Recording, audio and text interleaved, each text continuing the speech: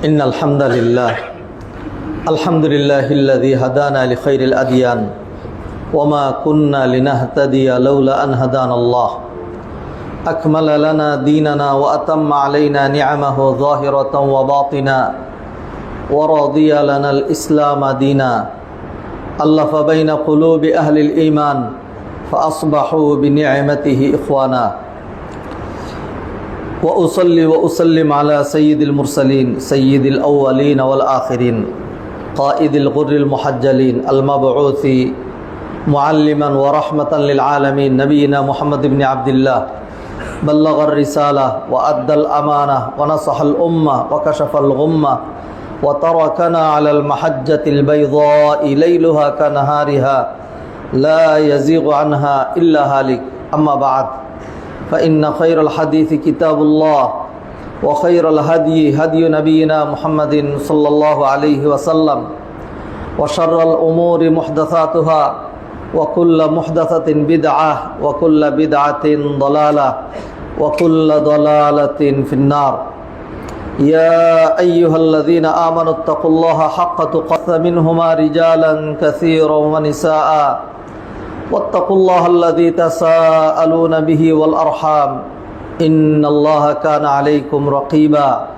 يا أيها الذين آمنوا اتقوا الله وقولوا قولا سديدا يصلح لكم أعمالكم ويغفر لكم ذنوبكم ومن يطع الله ورسوله فقد فاز فوزا عظيما ثم أما بعد يقول جل شأنه في القرآن الكريم بعد أعوذ بالله من الشيطان الرجيم وأتموا الحج والعمرة لله فإن أحصرتم فما استيسر من الهدي إلى أن قال تعالى الحج أشهر معلومات فمن فرض فيهن الحج فلا رفث ولا فسوق ولا جدال في الحج وما تفعلوا من خير يعلمه الله وتزودوا فإن خير الزاد التقوى واتقون يا أولي الألباب وعن ابن عمر رضي الله تعالى عنهما قال قال رسول الله صلى الله عليه وسلم بني الإسلام على خمس شهادة أن لا إله إلا الله وأن محمد رسول الله وإقام الصلاة وإيتاء الزكاة وصوم رمضان وحج البيت من استطاع إليه سبيلا متفق عليه وعن أبي هريرة رضي الله تعالى عنه قال قال رسول الله صلى الله عليه وسلم العمرة إلى العمرة كفارة لما بينهما والحج المبرور ليس له جزاء إلا الجنة وعنه أيضا قال رسول الله صلى الله عليه وسلم من حج فلم يرفث ولم يفسق رجع كيوم ولدته أمه متفق عليه الحمد لله হাদিরিন মজলিস মুসল্লিয়ান কিরাম সম্মানিত ভাই ও বোনেরা শাওয়াল মাসের সর্বশেষ খুতবা আজকে শাওয়াল মাস এটা হজের প্রথম মাস এরপরের মাসটি জিলকাদ তারপরের মাস হলো জিলহজ হজের মাস তিনটা শাওয়াল জিলকাদ জিলহজ মূল হজ জিলহজ মাসে হয় আর এর আগের যেই হজের পূর্ণতার জন্য প্রারম্ভিকা যেগুলো সেগুলো রমাদানে শুরু হলে সেটা অ্যাকসেপ্টেড হবে না, সেটা শাওয়াল হতে হবে। বেশি তাড়াতাড়ি যদি হয় তাহলে সেটা শাওয়ালে, আর জিলকাদ জিলহজে তো সুযোগ রয়েছেই। হজ এটা দিন ইসলামের পঞ্চস্তম্ভের অন্যতম গুরুত্বপূর্ণ একটি পিলার অথবা গুরুত্বপূর্ণ একটি আবাদত, ব্যতিক্রম ধর্মী একটি আবাদত, সকল দিক থেকে ব্যতিক্রম। আমাদের দেশ থেকে সারা বিশ্ব থেকেই প্রতি বছর 25-30 লক্ষ মানুষ হজ করে। আনফর্চুনেটলি এর অধিকাংশ মানুষ হজ কি, হজের স্পিরিট কি, হজের হাকিকত, হজের ইতিহাস ঐতিহ্য, হজের শিক্ষা দীক্ষা ইত্যাদি জানার বুঝার, হজের বিধি বিধান হুকুম আহকাম তফ সাইর ভুল ভ্রান্তি ইত্যাকার এই বিষয়গুলো মানুষ জানে না। কিয়ামতের এটি একটি আলামত যে জাহালাত বেড়ে যাবে আর জ্ঞান কমে যাবে। আজীব রকম জাহালাত মানে এত কঠিন পর্যায়ের জাহালাত এখন, আল্লাহ মাফ করেন, আল্লাহ সুবহানাহু ওয়া তাআলা। শুধু ধর্মীয় বিষয়ে যে আমরা জাহেল সেটা এটা নয়, বৈষয়িক বিষয়েও প্রচণ্ড জাহালাত, প্রচণ্ড মূর্খতা, প্রচণ্ড অজ্ঞতা। একটা জাতির জন্য একটা বিশাল বড় বুঝা অজ্ঞতা। অজ্ঞতার চাইতে বড় আর কোনো শত্রুতা নাই। ফার্সিতে পড়ছিলাম যে বলে যে হারকে নাগুফতা বাসাত আইব হুনারাস নাহুফতা বাসাত, মনে হয় বুঝেন নেই, ফার্সি বোঝার কথা না। হারকে নাগুফতা বাসাত, যতক্ষণ পর্যন্ত একটা মানুষ চুপচাপ থাকে একটা ভাব আইএম, যখনই কথা বলে তখন বোঝা যায় গাদা দা গ্রেট। কথা বললেই মুখ খুললেই বোঝা যায় গাদা দা গ্রেট। জাহালাত, আজীব রকম অবস্থা, পরিচয় দিতে লজ্জা হয়। কি অবস্থা আমাদের ভাইজান। দিনও শিখলেন না, দুনিয়াও শিখলেন না, কিছুই শিখবেন না, নিজের মুসলিম পরিচয় দিতে চান, লজ্জা হয় না? দিন ইসলামের যাত্রা শুরু হয়েছিল এলিম দিয়ে, মনে আছে কি? আল্লাহ সুবহানাহু ওয়া তাআলা নবীজিকে যখন সর্বপ্রথম জিবরাইল পাঠাইয়া ওহির মাধ্যমে অ্যাড্রেস করলেন, আল্লাহ সুবহানাহু ওয়া তাআলাকে নবীজিরে বলছিলেন, হে নবী নামাজ পড়া শুরু করেন, হে মোহাম্মদ আপনি নর নারীদেরকে আলাদা করেন, হ্যাঁ, তরবারি হাতে নেন, জিহাদ করেন, মূর্তিগুলো ভাঙেন, হ্যাঁ, মদ হারাম, জিনা করা যাবে না, ঘুষ চলবে না, এগুলি বলছিলেন আল্লাহ সুবহানাহু ওয়া তাআলা? বলেন নাই। রোজা রাখা শুরু করেন, জাকাত দেন, হজ করা লাগবে, এগুলি বলছিলেন?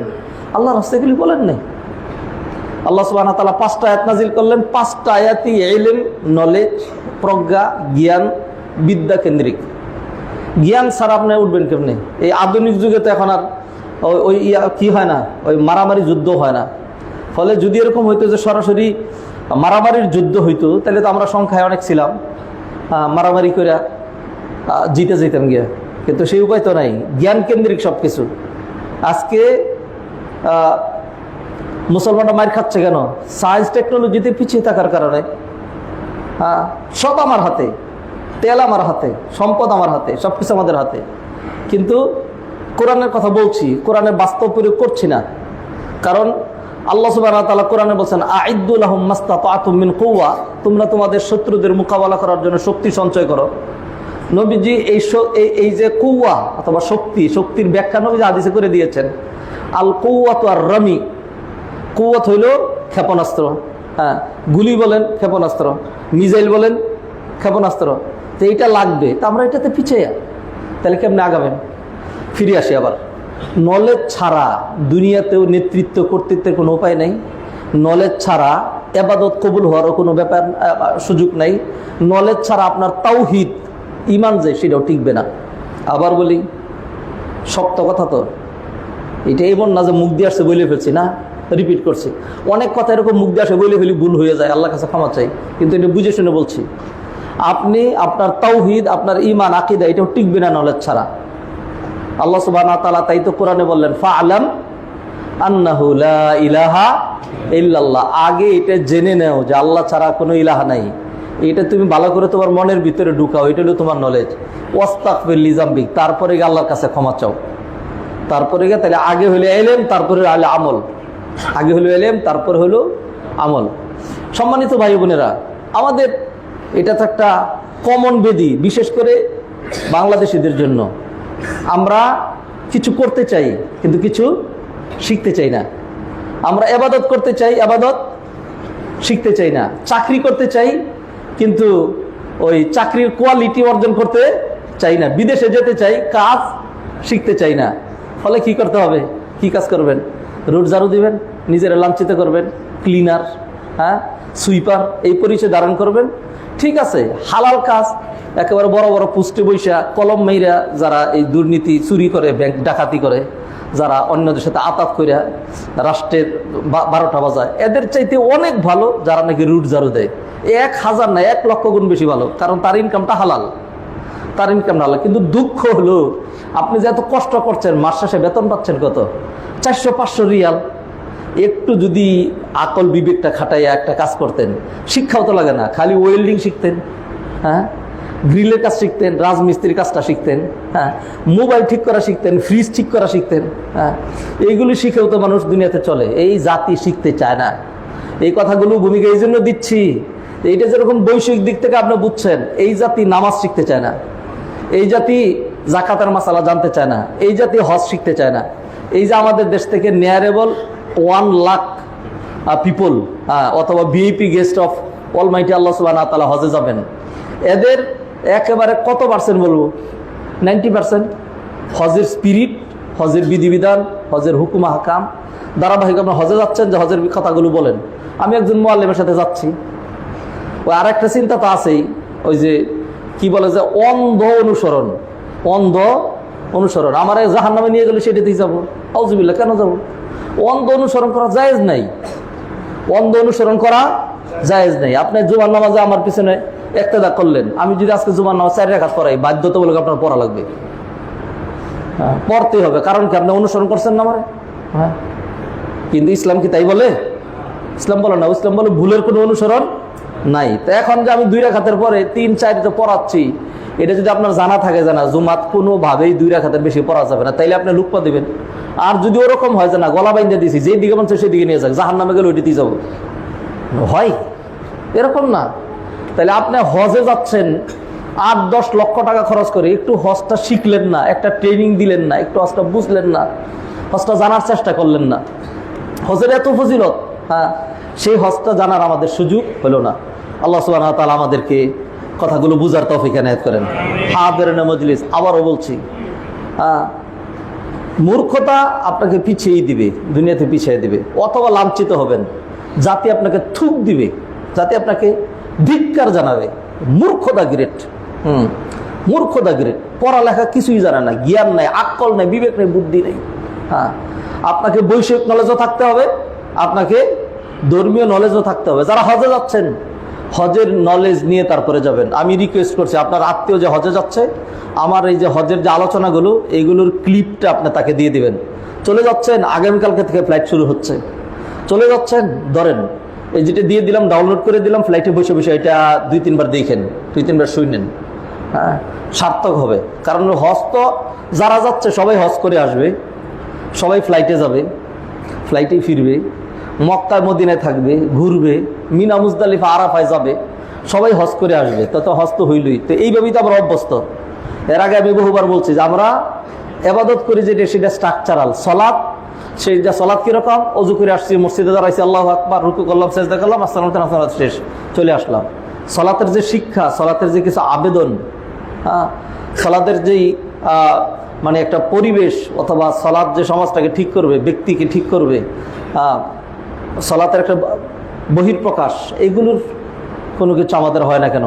কারণ ইবাদতকে আমরা করি স্ট্রাকচারাল, স্পিরিচুয়াল, আধ্যাত্মিকভাবে মনের পরিবর্তন হয়। যেই ইবাদত আমার হার্ট টাচ করবে, ওইভাবে আমরা করি না। তা ইবাদতের স্পিরিট আমরা জানি না। তা হজ তো অনেক এরকম করে আসবে যে কোথায় গেছিলেন? মদিনায় গেছি, জেদ্দা ঘুরতে গেছিলাম, তায়েফে গেছিলাম, বদর দেখে আসছি, অমুক পাহাড়ে উঠছিলাম, এটা দেখছি, জাবালে নুরে উঠছি, কি সুন্দর, এইরকম সেরকম অনেক ঘুরছি, 5 স্টার হোটেলে ছিলাম, হাইফাই। পরে আমার যে মুআল্লিম নিয়ে গেছিল, একদিন দিলাম একটা ধমক, বেটা আমার চিনস?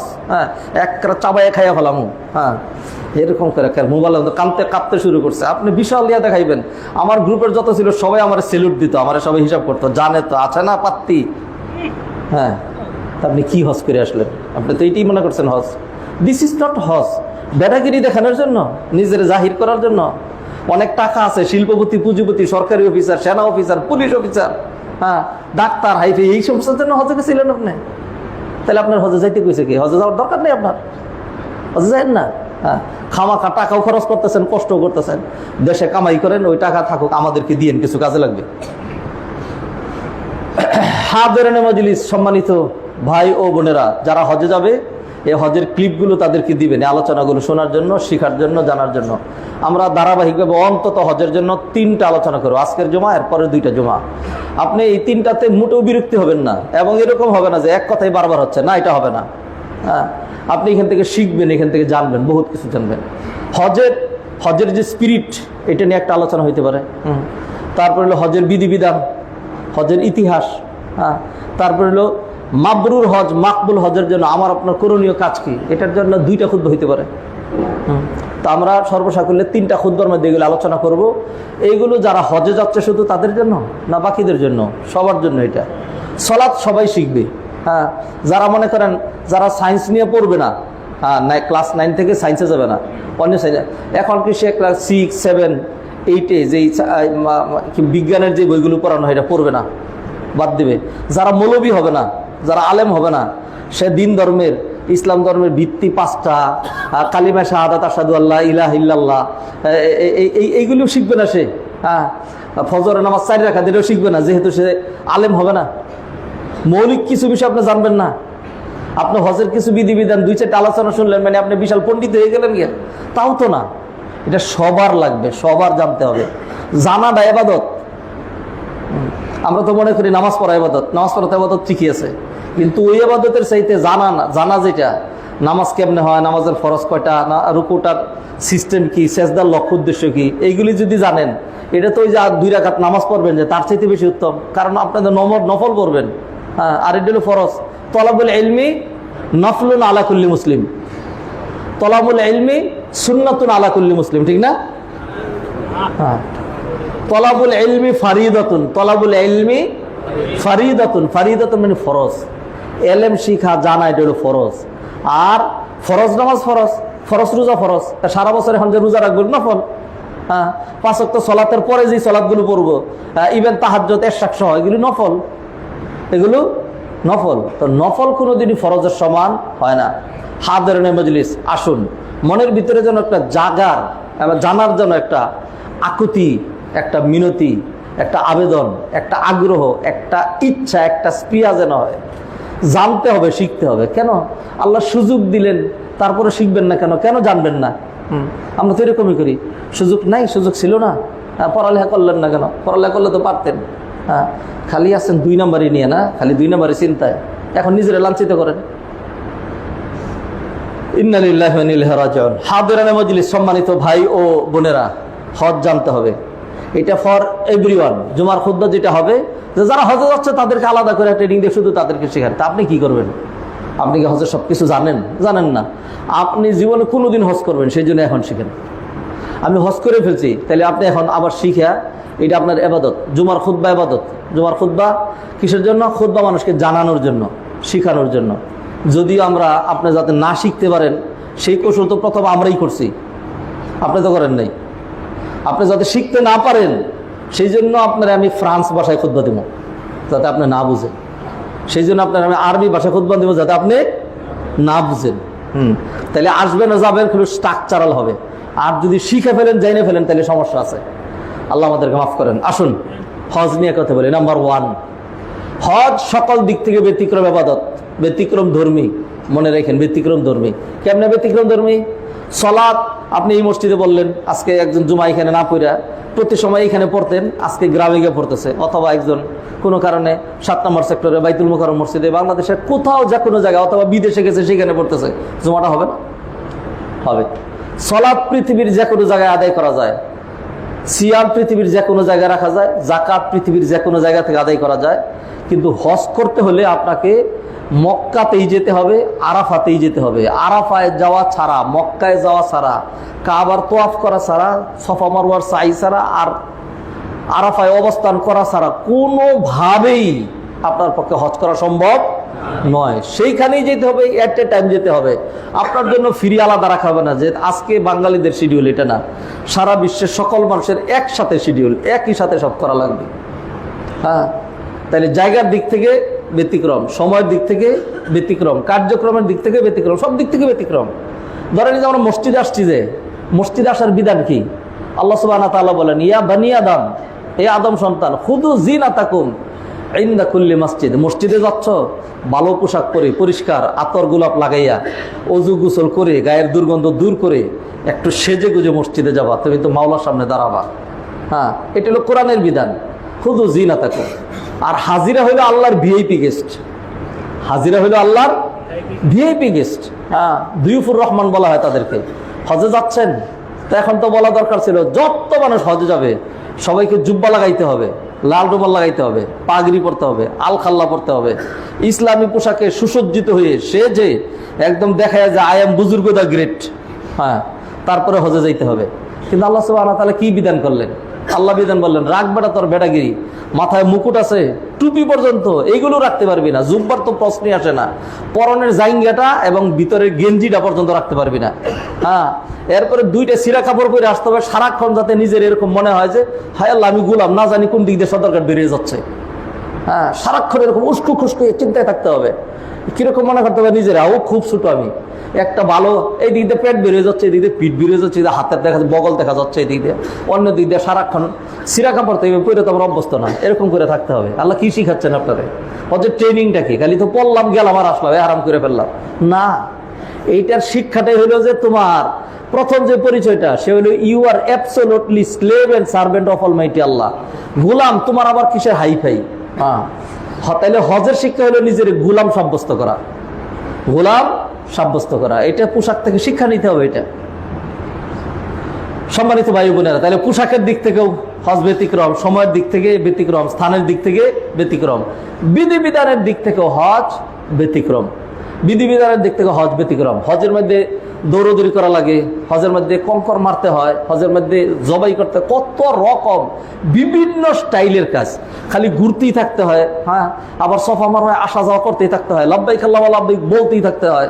হ্যাঁ, এরপরে শয়তানকে কঙ্কর মারতেই থাকতে হয়, এরপর আবার পশু জবাই করা লাগে, আবার মাথা মুন্ডন করে। হ্যাঁ, ও এটা বলতে ভুলে গেছি, ধরেন এহরাম করে যে গেলাম গোলামের মতো, এরপরে গিয়ে ওইখানে আরো অনেক গোলামি করলাম, তোয়াফ করলাম, সাই করলাম, সবকিছু করলাম। এইবার হয়েছে না, হয় নাই, এইবার আমার নেড়ে কইরা মাথার চুল ফালাইয়া দিয়া, মাথার চুল থাকলে তো বিশেষ করে দেখবেন ইয়াং জেনারেশন, কিশোর যেগুলি, এদের সম্পদ হইলো মাথার চুল, এরকম করে ঝাঁকি মারে। হ্যাঁ, তা আল্লাহ সুবহানাহু ওয়া তাআলা বলছেন, রাগ তোর বেড়াগিরি, চুল পর্যন্ত ফালা, মুন্ডাই ফেলতে হবে একদম। এগুলির তো একটা স্পিরিট আছে, এগুলির তো একটা শিক্ষা আছে, এগুলির তো একটা লক্ষ্য উদ্দেশ্য আছে। যাই হোক, হজ কঠিন, হজের বিধিবিধানও কঠিন, ব্যাপক। অন্য ইবাদত, আপনি জাকাত দিবেন, কয় লাখ টাকা জাকাত দিবেন, কয় মিনিট লাগবে? 2-4 মিনিটে করে ফেলতে পারবেন।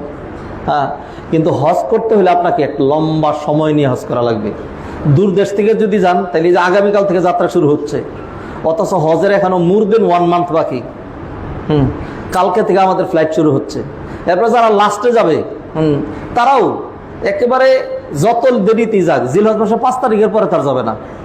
5 তারিখতে গেলে ভিআইপি গেল, আবার চলে আসলো, তাইলে 5 থেকে যদি ধরেন 5, 6, 7, 8, 9, 10, 11, 12, 13, 14, 15 কম করে হলেও কোনোভাবেই যতভাবে হলেন 10 দিনের কমে মন্ত্রী হজ করে আসতে পারবে না। হ্যাঁ, আর যারা সাধারণ মানুষ, শিডিউল লাগবে, ফ্লাইটের সিরিয়াল লাগবে, তাদের জন্য তো বাংলাদেশ থেকে মিনিমাম হলে 40 দিন করে প্যাকেজ, এবং এই ফ্লাইট চেঞ্জ করা যায় না। হ্যাঁ, 40 দিন করে যেতে হবে। তাহলে একটা বড় সময় আপনাকে হজের পিছনে দিতে হচ্ছে। তো হজের বিধিবিধানগুলো এরকম কঠিন, সেই জন্য জানতে হবে, সেই জন্য শিখতে হবে। আসুন সম্মানিত ভাই বোনেরা, প্রথমে যেটা আলোচনা করব সেটা হলো হজের ইতিহাস নিয়ে আলোচনা করব। হজ প্রবর্তনের যে ইতিহাস, এটা আপনি আপনার হৃদয়ে ধারণ করা লাগবে। হ্যাঁ, এবং আপনার এই জানা বুঝা, এই আমলের মধ্যে দিয়ে আপনার হজের পারফেক্টনেস আসবে। বহু মানুষ হজ করবে, সবার হজ কি একরকম হবে? হবে না। দলিল কি? নবীজির হাদিস, আল হাজ্জুল মাবরুর লাইসা লাহু জাযাউন ইল্লাল জান্নাহ, মাকবুল হজের প্রতিদান জান্নাত। নবীজি হাদিসের মধ্যে ডাইরেক্ট বলে দিলেন যে দেয়ার আর সাম হজ ইজ নট মাকবুল। কিছু হজ আছে এটা কিনা মাকবুল না। নবীজি সাল্লাল্লাহু আলাইহি ওয়াসাল্লাম আরেকটা হাদিস নেন, নবীজি বললেন, এক ইমামের পিছনে মানুষ সালাত আদায় করে। মসজিদে নববীতে নবীজির পিছনে সাহাবায়ে কেরাম সালাত করতেন। সেই সালাতকে নবীজি বলেন, কারো সালাত 10 ভাগের 1 ভাগ, কারো 8 ভাগের 1 ভাগ, কারো 4 ভাগের 1 ভাগ, কারো 2 ভাগের 1 ভাগ। হ্যাঁ, কারণ কি? কারণ হলো, বলেন দেখি কে কে আজকে ফজর নামাজ মসজিদে পড়ছিলেন? কি সূরা ইমাম সাহেব পড়ছিল? ও মনে নেই তো, এই সূরার নামও তো আমি জানি না। ঠিক আছে, আমরাই তো এরকম, অনেক সময় এরকম হয় যে কিরে প্রথম রাকাতেরটা মনে আছে, দ্বিতীয় রাকাতেরটা মনে নাই কেন? তাহলে তো আমি দ্বিতীয় রাকাতেও ছিলাম মসজিদেই, but mentally I was total absent minded. হ্যাঁ, মনে নেই সেটা। তো সলাতও যারা এক ইমামের পিছনে পড়ে, কেউ রুকু কম করে না, কেউ সেজদা কম করে না, কেউ কম টাইম দাঁড়ায় থাকে না, এই জন্য না, পুরোটাই করে। কিন্তু তার সলাতের মধ্যে কমতি আসে কেন? তার খুশু, খুজু, তার বিনয়, তার মনের উপস্থিতি, তার ভক্তি, তার এখলাস ইত্যাকারের পার্থক্যের কারণে তার সলাতের মধ্যে আদা আদি 4 ভাগের 1 ভাগ, 1/4 অথবা 10 ভাগের 1 ভাগ এরকম হয়। হজের ক্ষেত্রে ঠিক সেম। অনেকে যাবে খালি শুধু নামকে হজ করে আসলে, জিরো, কিছুই না। বিশেষ করে যারা হারাম টাকা দিয়ে হজ করবে, একেবারে সে যত হজ করুক, হারাম টাকা দিয়ে হজ করে সে যেন জমজম টাওয়ারের একবারে সাইফাই, একবারে হারাম ভিউ রুমে ছিলাম, হারাম ভিউ।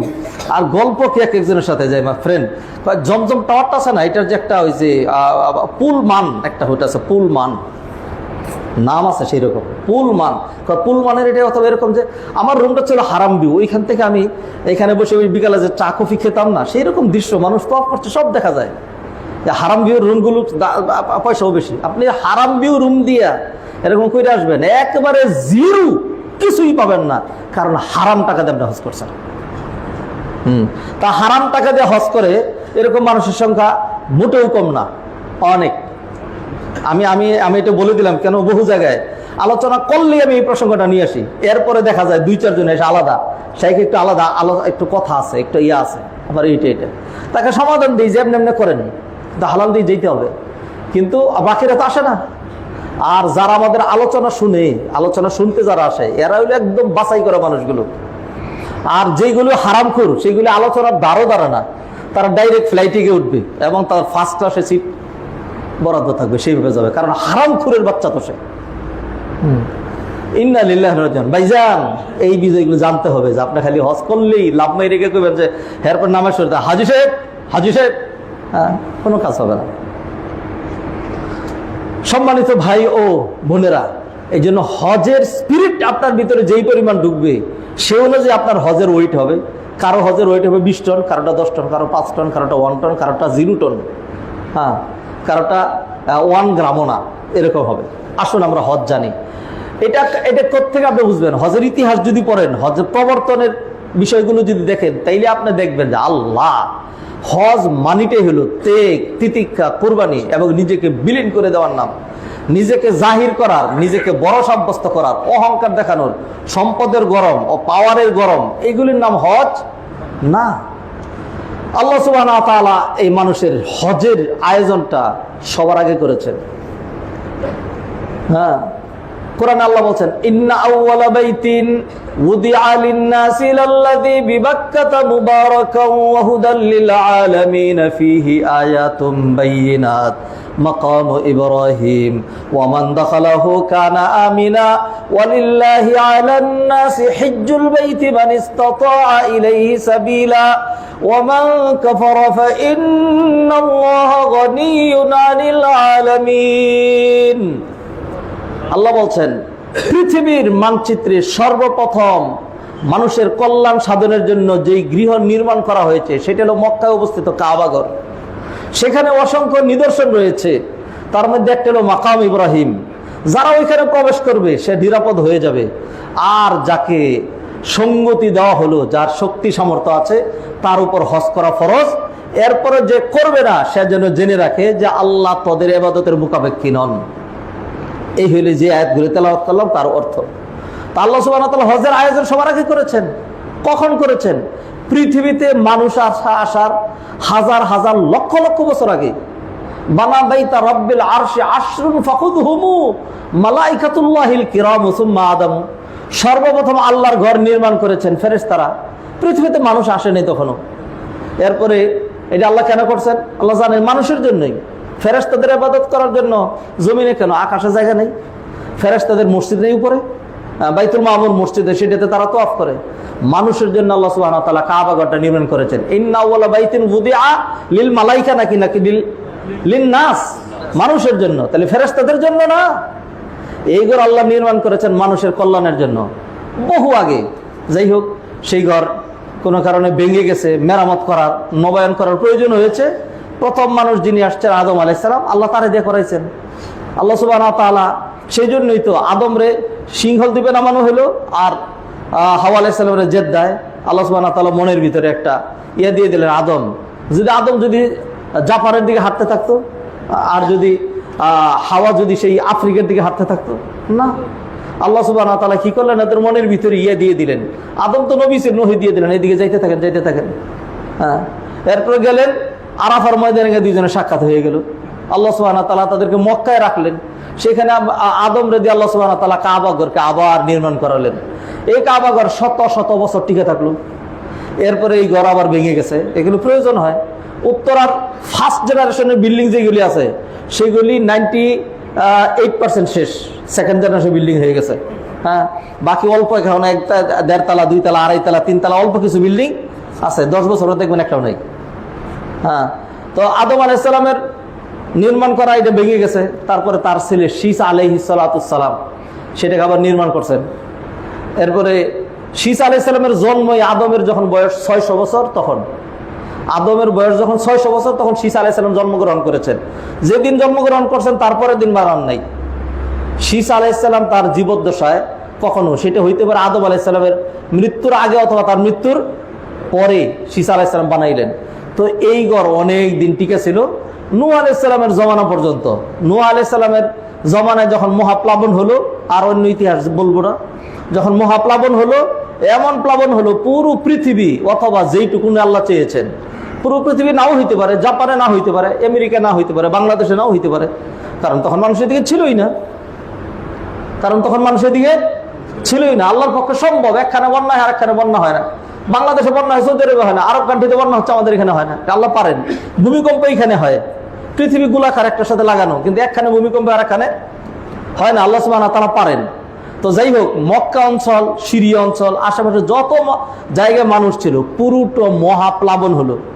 এরপরে আল্লাহ সুবহানাহু ওয়া তাআলা যখন কাফেরদেরকে মেরে ফেললেন, এবার জমিনে বললেন পানি এমন জোরে টান দিবি, হ্যাঁ, একেবারে সকল পানি আকাশ থেকে যা পড়ছে আর জমিন থেকে যা বেরিয়েছে সব কোথায় যাবে? উল্টে আকাশে বেঁধে যাবে, জমিনের ভিতরে ঢুকবে। জমিন যখন টান দিছে আর পানির যখন স্রোত, এই পানির স্রোতের সাথে কাবা ঘরের দেয়াল টেয়াল ভেঙে কোথায় যে গেছে, আর বালুর আস্তরের নিচে কাবা ঘর কোথায় যে ঢাকা পড়ছে, এটা আল্লাহ মাহবুদ ছাড়া কেউ জানে না। কারণ নূহ আলাইহিস সালামের কিস্তি মক্কা, জেদ্দা, ইয়ামান, তায়েফ এই ধারে কাছে তো যায় না। এইটা জুদি পাহাড়, এটা কোথায়? জুদি পাহাড়ের মধ্যে, এটা শাম এলাকায়, মিশর, তার্কিশ ওইদিকে জুদি পাহাড়, হ্যাঁ, সেই দিকে থামছে এটা। তো নূহ আলাইহিস সালামও জানেন না, অল্প কিছু মানুষ ছিল, সেখান থেকে বেরিয়ে তারা ওইদিকে জীবনযাপন শুরু করেছেন। মক্কার দিকে কেউ আসেনি নাই। নূহ আলাইহিস সালামের 2-3 পুরুষ পরে জন্মগ্রহণ করলেন নবী ইব্রাহিম আলাইহিস সালাতুস সালাম। আল্লাহ সুবহানাহু ওয়া তাআলা প্ল্যানে তো ওইটা, ওই যে কাবাঘর হজ করা লাগবে, বাংলাদেশ থেকে হাজিরা যাবে, সেই জন্য আল্লাহ সুবহানাহু ওয়া তাআলা ইব্রাহিম আলাইহিস সালাম ইরাকে জন্মগ্রহণ করলেন। ভৌগোলিক অবস্থান আপনারা খেয়াল করেন, ইরাক কোথায়? হ্যাঁ, সেইখান থেকে আল্লাহ সুবহানাহু ওয়া তাআলা ইব্রাহিম আলাইহিস সালাম বললেন, না, হিজরত করা লাগবে, যতই রাস্তার যত ঝামেলা হোক সব উপেক্ষা করে আপনাকে বাবেল ত্যাগ করে হিজরত করে শামে যেতে হবে। ইব্রাহিম আলাইহিস সালাম যাবেন, জানেন মাঝখানে জালেম বাদশা আছে, আমার স্ত্রীর কি অবস্থা হবে, তারা তো ধরে নিয়ে যাবে। এরপর আল্লাহর নির্দেশ, যেতেই হবে। রওনা দিচ্ছেন ঠিকই, যখন সারারা এসে আটকাইল, আটকাবে এর আগেই ইব্রাহিম আলাইহিস সালাম বলে দিলেন, যদি জানে তুমি বিবাহিত তাহলে আমার মেরে ফেলবে। হ্যাঁ, তো আমার তো একটা লক্ষ্যে যাইতে হবে, সেই জন্য আমরা একটা কৌশল অবলম্বন করি, মিথ্যা নয়, কৌশল। সেটা হলো ইমানদাররা পরস্পর সম্পর্কগুলো ভাই বোন, ইন্নামাল মুমিনুনা ইখওয়া, তুমি বলবো আমার ভাই, এটা শিখাই দিলেন। যাই হোক, সারারে ধরে নিয়ে গেল। সারা সেই রকম রূপবতী ছিলেন। হ্যাঁ, নেওয়ার পরে তো বাদশার লোকজন খুব খুশি যে এত সুন্দরী আর পাই নেই। তো আল্লাহ সুবহানাহু ওয়া তাআলা ইব্রাহিম আলাইহিস সালামের সামনে সব কাশ করে দিলেন, খুলে দিলেন, দেখতে পেলেন সারা কোথায় যাচ্ছে, যাতে ইব্রাহিম আলাইহিস সালামের মনের ভিতরে পরবর্তীতে কোনো খুঁতখুঁতি না থাকে। আল্লাহ সুবহানাহু ওয়া তাআলা এটা ইব্রাহিম আলাইহিস সালামের জন্য মুজিজা স্বরূপ এটা করেছেন। এবং মুজিজা হলো এটা, মুজিজা কাকে বলে? যেটা আপনার যুক্তিতে 2 4 রুটি এরকম মিল পড়বে না। হ্যাঁ, শিক্ষক ছাত্র জিজ্ঞাসা করে 2 কত রে? 4 রুটি। রুটি হলে কম না, রুটি করলে কেন? হুজুর ক্ষুদায় খালি পেটে কইতেছে রুটি খাই, এই জন্য রুটি এসে গেছে। হ্যাঁ, তা এরকম না। সায়েন্সে যেরকম ইটা বালু এটা মিলাইয়া এরকম করে বিল্ডিং হয়, তারপরে হলো প্লাস্টিক আর ওইটার সাথে মিলাইলে এরকম হয়, হ্যাঁ, এইগুলি না। মুজিজা হলো আলাদা, কোনোতেই খারিকুল লিল আদা, আপনার ব্রেনে ধরবেন, এটা মুজিজা। লাঠি ছেড়ে দিলাম, বিশাল বড় সাপ হয়ে সব খেয়ে ফেললো, তাহলে পেটটা এত বড় হওয়ার কথা ছিল, বড় হলো না। এবার মুসা আলাইহিস সালাম লাঠি ধরলেন, আগের মতোই হয়ে গেল, এটার নাম মুজিজা। হ্যাঁ, যাই হোক, সারাকে নিয়ে গেল। এটা হজের ইতিহাস বলতেছে, আপনি মনে করেন অন্য গল্প করতেছি। কত লম্বা ইতিহাসকে টেনে নিয়ে আসছি কেন? আপনাকে হজটা শিখানোর জন্য। ইব্রাহিম আলাইহিস সালাম তাকায় থাকলেন, সারাকে নিয়ে গেল, একটা রুমে আটকানো হলো তাকে। এইবার বাদশা তো খুব খুশিতে আসছে, তার লোকজনকে রিপোর্ট দিছে, এরকম একজন সেই রকম নিয়ে আসছি আজকে। হ্যাঁ, বাদশা যখন দ্বারের কাছে আসে, সারা তো ওইখানে গিয়েই আগে নামাজে দাঁড়াইছে, নামাজ দ্বারা আল্লাহর কাছে দোয়া করতেছে, আল্লাহ তুমি হেফাজত করো। হ্যাঁ, তা আল্লাহ সুবহানাহু ওয়া তাআলা তো নবীর স্ত্রী না, আল্লাহ সুবহানাহু ওয়া তাআলা হেফাজত করবেন। আল্লাহ মাঝে মধ্যে তো এরকম দেখান, মৎস্য যখন আগে আসে তখন হাত পা এরকম আড়ষ্ট হইয়া একদম শেষমেশ মানে হিতাহিত জ্ঞান হারা হইয়া একবার বেহুশ হয়ে বাদশা এরকম মনে পড়ে যায়, মনে হয় যেন জিনে থাপ্পড় মারছে তারে। হ্যাঁ, তো আবার যখন এরকম পড়ে যায় সারা আবার এবার আল্লাহ কাছে উল্টা দোয়া করে, আল্লাহ মাইরো না, তাইলে এলিগুলি বলবে আমি তারা মেরে ফেলছি। হ্যাঁ, আল্লাহ মাইরো না, আল্লাহ বাঁচায় রাখো। হ্যাঁ, এরপরে আবার উঠে সেরা ও এবার হুশ ফিরে আসছে, এইবার দ্বিতীয়বার সেকেন্ড টাইম। হ্যাঁ, আবারও একই অবস্থা হয়। এরকম 3-3বার হওয়ার পরে বাদশাহ কয়, কিরে তোরা এদিকে কারে আনছত? তোরা তো কোনো মানুষ আনছত না, আনছত জিন একটা ধরে। হ্যাঁ, তাড়াতাড়ি এটারে সরা। আর এটা যেহেতু জিন, এটার যেই পাওয়ার, আমি তার দিকে হাত বাড়াইলে আমার বেহুশ করে ফেলাই দিছে। এটা তো দূরত্বে গিয়েও যদি আমার মেরে ফেলে তখন কি অবস্থা হবে? একটা কার খুব খুশি করে দে তারে, যাতে সে আমার প্রতি আর নাখোশ না থাকে। পরে কি খুশি করবো, যে খুব বুদ্ধিমতী দামি দেখা একজন সেবিকা তাকে দিয়ে দেওয়া হয়। ওই সেবিকার নাম হলো হাজার। ওই সেবিকার নাম হাজার। হাজারা কই বাংলা আমরা, ইসমাইলের মা, ইসমাইল আলাইহিস সালামের মা। হ্যাঁ, ইব্রাহিম আলাইহিস সালামের সেকেন্ড স্ত্রী। হ্যাঁ, যাই হোক, একে নিয়ে যাওয়া হলো, গিয়ে তারা ইয়াতে থাকেন, শামে থাকেন, বাইতুল মুকাদ্দাস এলাকায় দীর্ঘদিন পর্যন্ত। সারার কোনো সন্তান নাই। সারা নিজে প্রস্তাব করলো যে নবী আল্লাহ ইব্রাহিম, একটা সন্তান নেই, আপনিও বৃদ্ধ হয়ে গেছেন, আমি বৃদ্ধ হয়ে যাচ্ছি। হ্যাঁ, একটা সন্তান হলে কত ভালো হইতো। মহিলাদের তো বাচ্চা আদর করতে ইচ্ছা করে। আপনি এক কাজ করেন, সারারে এই হাজারে বিয়ে করে নেন। তো তারপর অবশ্য হাজারে বিয়ে করলেন। এতদিন পর্যন্ত সারা ছিল সম্রাজ্ঞী, আর তার সেবিকা হলো হাজার। তো যখন হাজার স্ত্রীর মর্যাদা পেলেন, এরপর আল্লাহ যখন হাজারের সেই ইসমাইল সন্তান দিয়ে দিলেন, এবার হাজারের কি বাইরে গেল? পাওয়ার বাইরে গেল। যখন পাওয়ার বাইরে গেছে, এখন সারা তো এমনি দুর্বল, সন্তান নাই, একটু নিচে চলে আসছে। হাজার নিচে ছেলে উপরে উঠে গেছে। এখন দুইজনের মাঝখানে শুরু হয়েছে টক্কর। আর 203-এর মাঝখানে তো টক্কর হয়ই, এটি স্বাভাবিক। হ্যাঁ, আল্লাহ সুবহানাহু ওয়া তাআলা এই দেখেন এই রব্বানি প্ল্যান কিরকম। আল্লাহ বললেন, ইব্রাহিম, দুই স্ত্রীর ঠুকরা ঠুকরি নিয়ে খুব টেনশনে আছেন, টেনশন করা দরকার নেই, সমাধান দিয়ে দিচ্ছি। আপনি এক কাজ করেন, সারাই এখানেই থাকুক, আপনি হাজারের সরাই দূরে দিয়ে আসেন, যেটার আমরা বলি বনেবাস দেওয়া। হ্যাঁ হ্যাঁ, কোথায় বনেবাস দিতে হবে? যে রেডি হন। হ্যাঁ, ফেরেশতা পথ দেখায় নিয়ে যাবে। এরপরে নিয়ে গেলেন কোথায়? এই ফিলিস্তিন থেকে। কল্পনা করতে পারেন আপনি, বাইতুল মুকাদ্দাস থেকে। এটা মিশরেরও উত্তরে হলো ফিলিস্তিন এলাকা, মিশর থেকেও উত্তরে। তাই সেইখান থেকে মদিনা থেকে উত্তর দিকে 700 কিলোমিটার পরে হলো তাবুক। 700 কিলোমিটার, এটাও সৌদি আরবের ভিতরে। এর আরো বহু পরে গিয়ে উত্তর পশ্চিম কোণের দিকে গেলে সেইখানে গিয়ে ফিলিস্তিন, বাইতুল মুকাদ্দাস। হ্যাঁ, তো সেইখান থেকে আস্তে আস্তে মদিনা ক্রস করে মক্কা, ওই জায়গায় মাঝখানে কোনো মানুষ নাই। মানুষ ওই সাইড দিয়ে, সাগরের কিনার দিয়ে পথ আছে, এটা দিয়ে ইয়ামান আর সিরিয়ায় যাতায়াত করে মানুষ।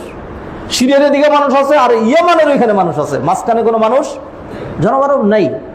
তো আস্তে আস্তে কোথায় চলে আসলেন? এই মক্কার সফা, মারওয়া, কাবাঘর, এই এলাকাটায় আসলেন। যখন ঠিক যেখানে জমজম কুয়া, এই জায়গাটায় যখন আসলেন, তখন জিবরাইল বললেন, খলিলুল্লাহ হয়েছে, যান, আপনার মিশন শেষ, এবার আপনার রিটার্ন চলে যেতে হবে বাইতুল মুকাদ্দাস এলাকায়, ফিলিস্তিনে চলে যেতে হবে। ইব্রাহিম আলাইহিস সালাম চলে যাচ্ছেন। কি খাবার নিয়ে আসছিলেন এতদিন পর্যন্ত? বিশাল বড় লোক ছিলেন, অনেক খাবার না? 2-3 উট ভর্তি খানা নিয়ে আসছিলেন না? না, অল্প কিছু খাবার ছিল, কয়েকটা খেজুর দিলেন, একটু পানি দিলেন। হ্যাঁ, এরপর ইব্রাহিম আলাইহিস সালাম যখন এখানে রাইখা, যে হাজার, তুমি তোমার বাচ্চাকে নিয়ে এখানে থাকো, আপনি কই যান? বাইতুল মুকাদ্দাস চলে যাচ্ছে। হ্যাঁ, আল্লাহ কেমন এখানে রেখে যাচ্ছেন? খাবো কি? হ্যাঁ, কি অবস্থা? পানি কই? খাবার কই? দেখাশোনা করবে কে? রিজিক কোথায়? মানুষ কই? কেউ তো নাই এখানে, কেমনে থাকবো?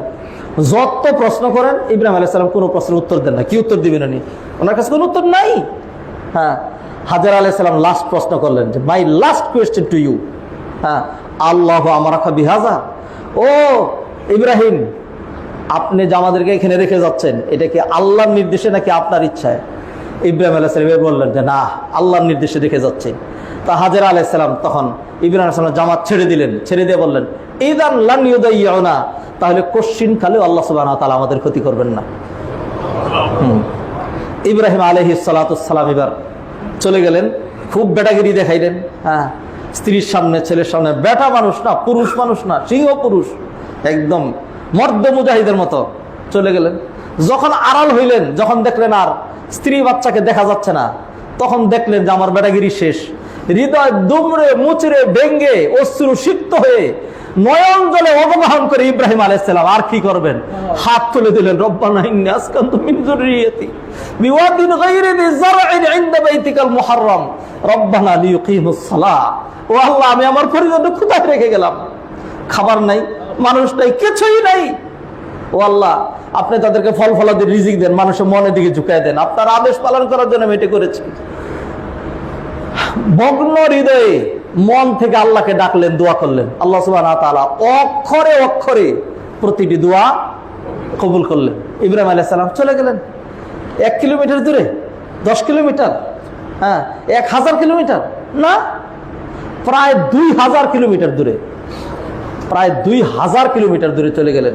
হ্যাঁ, এখানে আছেন কি? শুধু হাজার আলাইহিস সালাম আর ইসমাইল, ছোট্ট বাচ্চা। একটু পরে হাজার আলাইহিস সালাম টের পেলেন, আহারে আমারই গলা শুকিয়ে যাচ্ছে, ঠোঁট কাট হয়ে যাচ্ছে, তো আমার সন্তান অবস্থা কি হবে? একটু পরে দেখা যাবে যে সন্তান দুধ খাইতে খাইতে মরে যাবে, আমি মরে যাব, বেহুশ হয়ে যাব।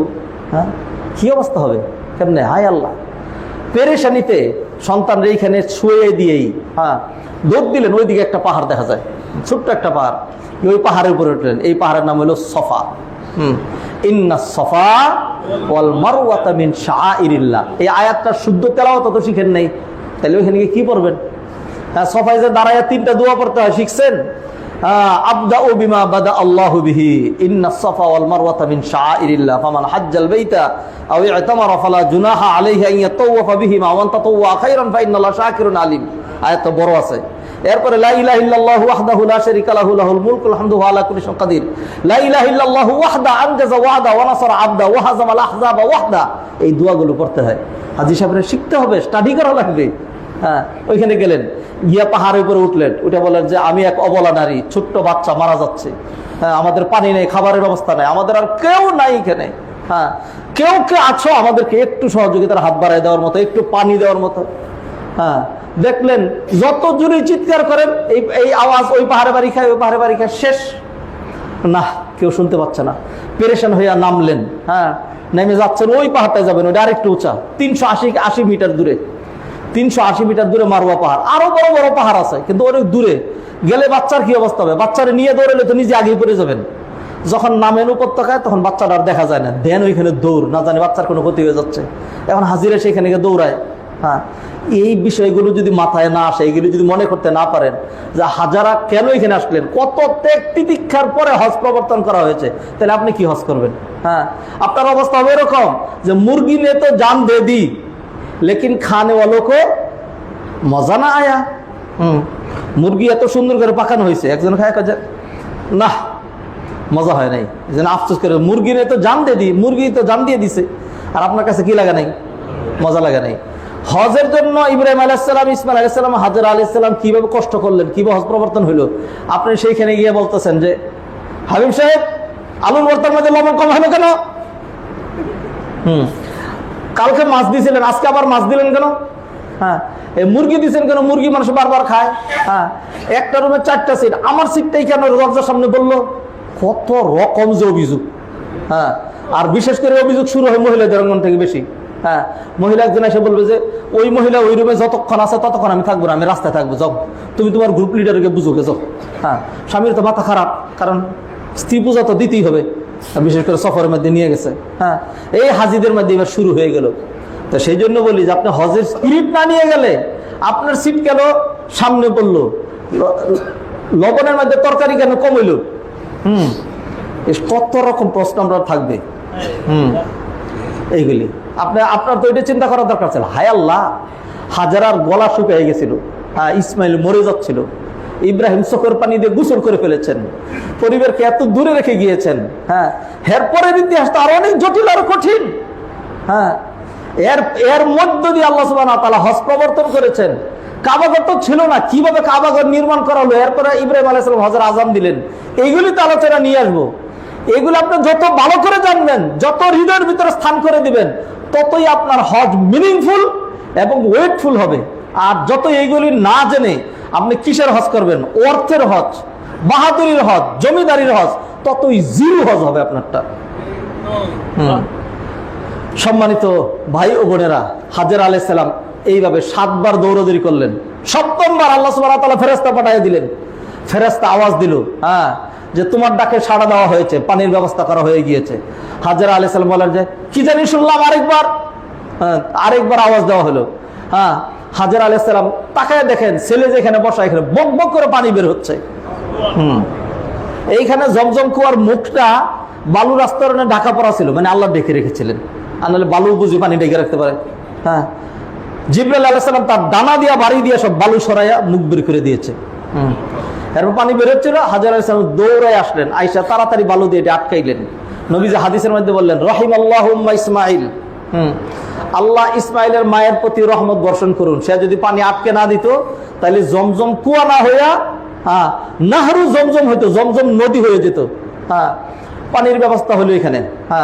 আলহামদুলিল্লাহ, এমন পানি যেটা মধ্যে খাদ্য প্রাণ আছে, এমন পানি যেই পানি খেলে এই যে কি বলে পেটের লুন্দি, চিনেন লুন্দি, ওই যে পেটের ভুঁড়ি যেটা চর্বি, এটা বেড়ে যায়। ইতিহাস আগামী সপ্তাহে বলবো। এক সাহাবীর ঘটনা এরকম, তিনি শুধু জমজম পানি খেয়ে এরপরে নবীজিকে তিনি বলেছিলেন, ইয়া রাসূলুল্লাহ, আমি তো হ্যাংলা পাতলা ছিলাম, 1 মাস ধরে এখানে অন্য কিছু খাইনি, শুধু জমজম পানি খেয়েছি। খেতে খেতে এখন দেখেন আমার পেটের ভিতরে লুন্দি পড়ে গেছে, লুন্দি চর্বি জমে গেছে। আল্লাহ পানির ব্যবস্থা করে দিলেন।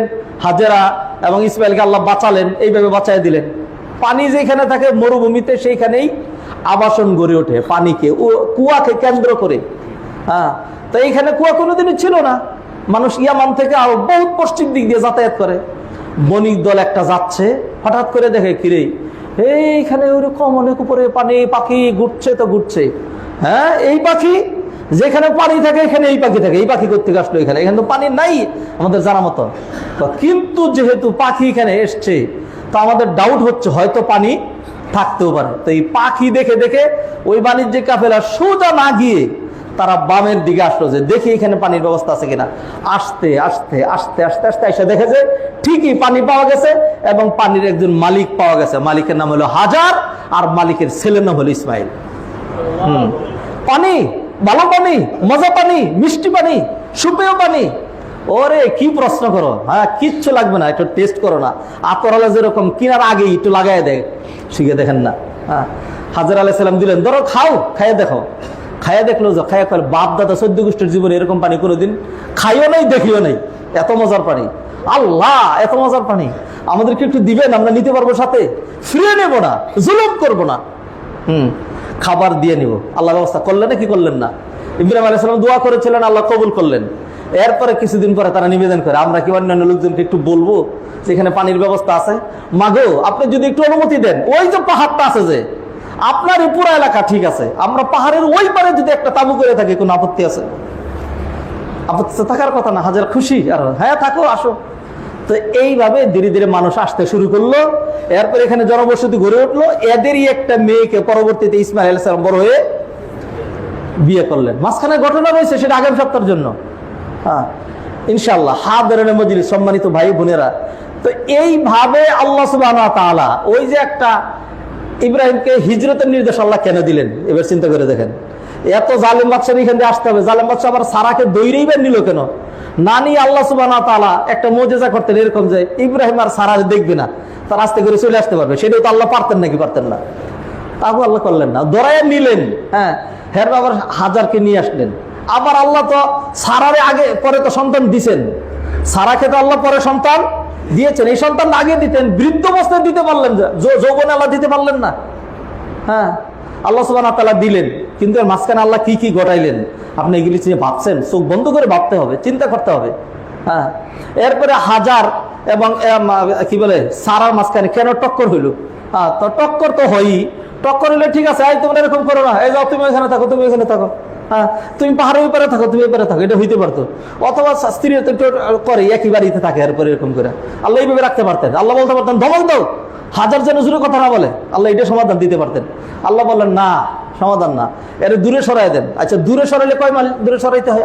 আগের প্রেক্ষাপটে 5 মাইল দূরে সরাইতে চলতো। তাবুকে নিয়ে রেখে গেলে চলতো, মদিনায় নিয়ে রেখে গেলে চলতো। কেন এইখানে আনতে হবে কেন? আপনি কি মনে করেন এগুলি এমনি নাকি আল্লাহর প্ল্যানে হয়েছে? আল্লাহ সুবহানাহু ওয়া তাআলা এখানে নিয়ে আসলেন। তো এই যে হজ যে প্রবর্তন হয়েছে, এর পিছনে কি পরিমাণ ত্যাগ! ইব্রাহিম আলাইহিস সালাম কত চোখের পানি ফেলেছেন, হাজার কি পরিমাণ চোখের পানি ফেলেছেন, হ্যাঁ, কি পরিমাণ কষ্ট করে হাজার পেরেশান হয়ে একবার ওই পাহাড়ে উঠলেন, আবার দৌড় দিয়ে ওই পাহাড়ে গেলেন, দুইবার ডাকিতে হয়েছে যথেষ্ট, আবার পেরেশানিতে যান চলে যায়, আবার দৌড়ে এখানে আসলেন, 7টা চক্কর কেন দিলেন? হ্যাঁ, 7টি বার, 7টা, হ্যাঁ, 2টা বার মধ্যে 7 বার উঠলেন, ডাকাডাকি করলেন। এরপরে গিয়ে আল্লাহ সুবহানাহু ওয়া তাআলা কোন পর্যায়ে আল্লাহ সুবহানাহু ওয়া তাআলা জমজম কুয়া বের করে দিলেন। তো মাত্র না জমজম কুয়া বের হয়েছে, কাবা ঘরের ভিড় তো এখনো বের হয় নাই। হাদিরের মজলিস, এইভাবে হজ প্রবর্তনের এক সেই রকম কুরবানির, ত্যাগের, স্যাক্রিফাইসের ইতিহাস রয়েছে। এটা যদি আপনি জানেন, তখন আপনি হজে গেলে আপনার মাথার নুয়ে আসবে। আপনি যখন সফায় উঠবেন, চোখের পানি ধরে রাখতে পারবেন না। এই সেই জায়গা যেখানে ওটা হজের বলছিলেন যে আসো কি কেউ একটু পানি দেওয়ার মতো, আর আপনার জমজমের পানির অভাব নাই, আপনার সাথে খাবারের অভাব নাই, হ্যাঁ, এরপরে আপনার নিরাপত্তার অভাব নাই। শুধু তো ইয়ানা, ওইখানে তো কিছুই ছিল না, শুধু খরতাপ রৌদ্র ছিল, আর আপনি ইয়াসির ভিতরে, পুরাটা এসির ভিতরে, এমন ঠান্ডা, এমন আরামের মধ্যে, আর নিচের যে টাইলসগুলো, পাথরগুলো, মার্বেল পাথরগুলো, হ্যাঁ, প্রচন্ড রোদের মধ্যে গরম হচ্ছে না তো, এটা ঠান্ডাই থাকতেছে, কি আরামের মধ্যে। এত কিছু হওয়ার পরও আপনার মেজাজের মধ্যে যায়, হাবিব সাহেব, হ্যাঁ, অমুক সাহেব, এটা হলো না কেন, আমার ওইটা পানের থেকে চুন খসলো কেন?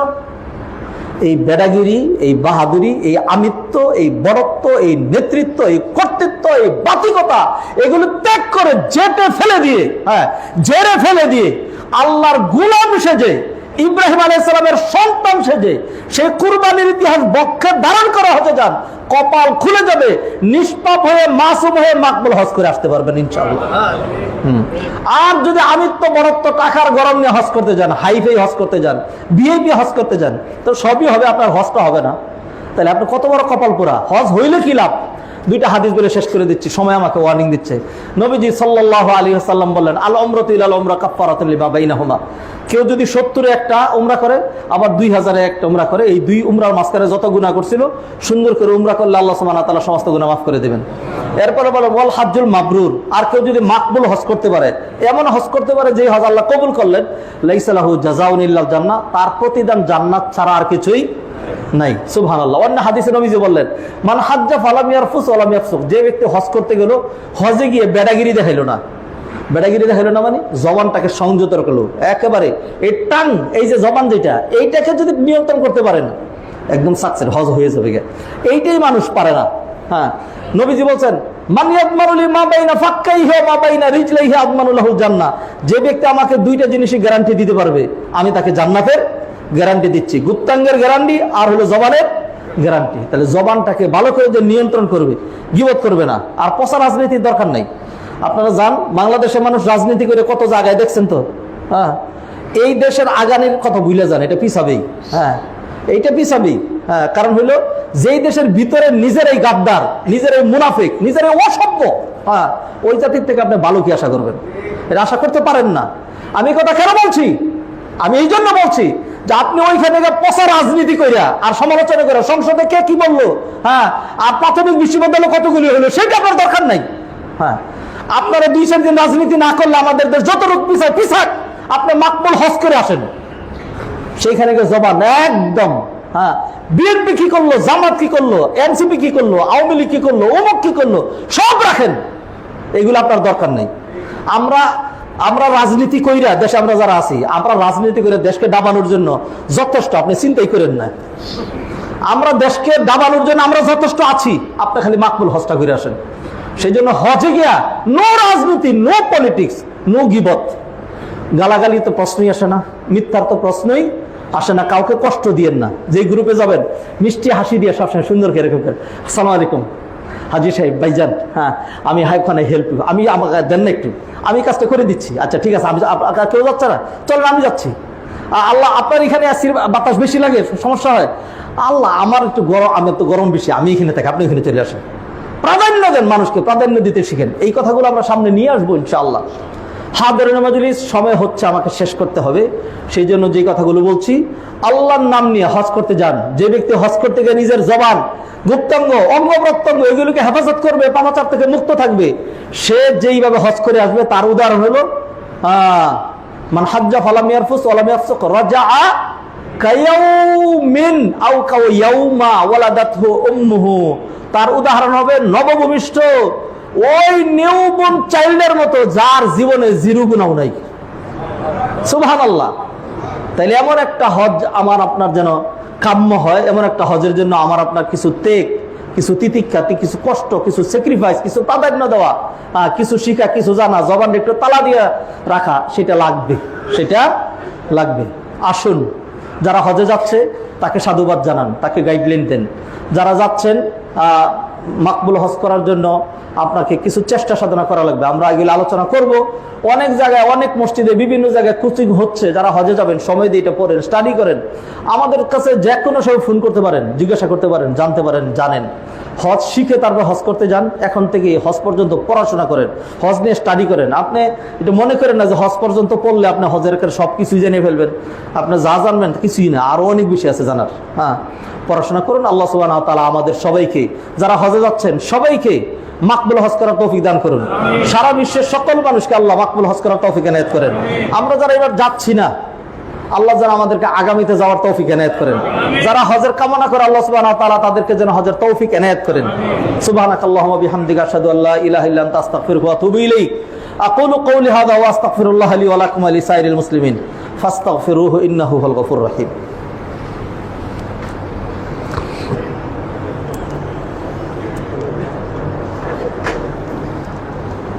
আলহামদুলিল্লাহ ওয়াহদা ওয়াসসালাতু ওয়াসসালামু আলা মান লা নাবিয়্যা বা'দা। আইয়ুহাল ইখওয়াতুল আফাদিল, ই'লামু আন্না আল্লাহ সুবহানাহু ওয়া তাআলা খালাকানা লিআজলিল ইবাদা। ক্বালা তাআলা ওয়া মা খালাকতুল জিন্না ওয়াল ইনসা ইল্লা লিয়াবুদুন। ওয়াল্লাহু সুবহানাহু ওয়া তাআলা শারআ লানা আনওয়া'আম মিনাল ইবাদাত ওয়া মিন আহাম্মি তিলকাল ইবাদাত জিয়ারাতু বাইতিল্লাহিল হারাম ওয়া আদাউ ফরিদাতিল হজ। ওয়া মা আদরাকা মাল হজ। লা শাক্কা আন্নাল হজ ইবাদাতুন আযীমা ওয়া ফাদলুহু ওয়া ফাদাইলুহু জাসীমা। كما ورد في الحديث يقول النبي صلى الله عليه وسلم الحج المبرور ليس له إلا الجنة. وقال الله سبحانه وتعالى الحج أشهر معلومات فمن فرض فيهن الحج فلا رفث ولا فسوق ولا جدال في الحج. صلوا على النبي المصطفى فإن الله سبحانه وتعالى هو الذي أرشدنا إلى هذه العبادات وهو الذي دلنا إلى الخير كله. فله حقوق محفوظة علينا أن نكثر عليه الصلوات خاصة في يوم الجمعة. قال تعالى إن الله وملائكته يصلون على النبي يا أيها الذين آمنوا صلوا عليه وسلموا تسليما. ويقول النبي صلى الله عليه وسلم من صلى علي مرة صلى الله عليه بها عشرة. من هذا المنطلق من التوجيهات الربانية ومن الإرشادات النبوية السامية نصلي على سيد المرسلين فلنقل جميعا اللهم صل على محمد وعلى آل محمد كما صليت على إبراهيم وعلى آل إبراهيم إنك حميد مجيد. وارض اللهم عن الخلفاء الراشدين أبي بكر وعمر وعثمان وعن علي رضوان الله تعالى عليهم أجمعين وعنا معهم بكرمك وجودك وإحسانك يا أرحم الراحمين. اللهم أعز الإسلام والمسلمين وأذل الشرك والمشركين والكفر والكافرين ودمر أعداءك أعداء الدين واجعل بلدنا بنغلاديش وبلدان جميع المسلمين آمنا مطمئنا رخاء سخاء يا رب العالمين. মাবুদ মাওলা দয়া মেহেরবান আল্লাহ, মেহেরবানি করে আপনি আমাদেরকে মাফ করে দেন রব্বুল আলামিন। আমাদের মধ্যে অনেকেই অসুস্থ রব্বুল আলামিন। অনেক ভাই আজকে দোয়া করে, কেউ তার আত্মীয়ের জন্য, কেউ তার স্ত্রীর জন্য, কেউ তার সন্তানের জন্য বিভিন্নভাবে দোয়া চেয়েছেন। আল্লাহ মেহেরবানি করে তাদের সবাইকে আপনি পূর্ণ সুস্থতা, শিফায়ে কামেল, আজল আতা ফরমান রব্বুল আলামিন। এক ভাই তার বাবার জন্য দোয়া চেয়েছেন রব্বুল আলামিন। বিশেষ করে রব্বুল আলামিন এই মসজিদের একদম প্রধান খাদিম, এই মসজিদের একনিষ্ঠ একজন কর্মী কর্নেল হারুন সাহেব, তিনি স্ট্রোক করেছেন, হসপিটালে চিকিৎসাধীন আছেন।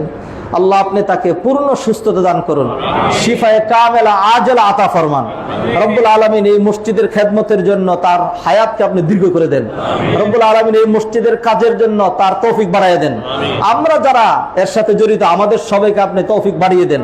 আয় আল্লাহ, এই উত্তরা কেন্দ্রীয় মসজিদকে আপনি কবুল করেন রব্বুল আলামিন। এই মসজিদে হওয়ার পর এই মসজিদে অন্তত 2 রাকাত সালাত আমরা আদায় করতে পারি, তারপর আমাদেরকে মৃত্যু দিয়েন আল্লাহ। আপনি আমাদেরকে নেক হায়াত দান করেন রব্বুল আলামিন। যারাই অসুস্থ তাদেরকে পূর্ণ সুস্থতা দান করেন। আমাদের মসজিদ কমিটির আরেক ভাই আব্দুল সালাম, তার 2টো জমজ বাচ্চা জন্মগ্রহণ করেছে, আল্লাহ তাদেরকে নেককার সন্তান হিসেবে কবুল করেন রব্বুল আলামিন। এইভাবে অনেক ভাই বিভিন্ন রকম মাকসাদ নিয়ে দোয়া চেয়েছেন, প্রত্যেকের মনে নেক মাকসুদ পূর্ণ করুন। যারা হজে যাচ্ছে সবাইকে মাকবুল হজ করার তৌফিক এনায়েত করেন।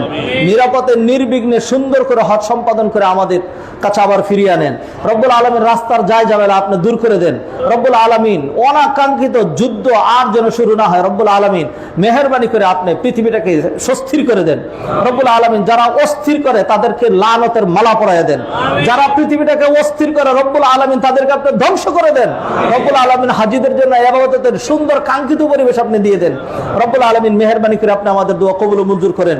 নাসআলুকাল্লাহুম্মা মিনাল খাইরি কুল্লি ওয়া নাউযু বিকাল্লাহুম্মা মিনাশ শাররি কুল্লি।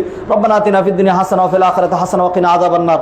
রব্বানা তাকাব্বাল মিন্না ইন্নাকা আনতাস সামিউল আলিম ওয়া তুব আলাইনা ইন্নাকা আনতাত তাওয়াবুর রহিম বিরহমাতিকা ইয়া আরহামার রাহিমিন।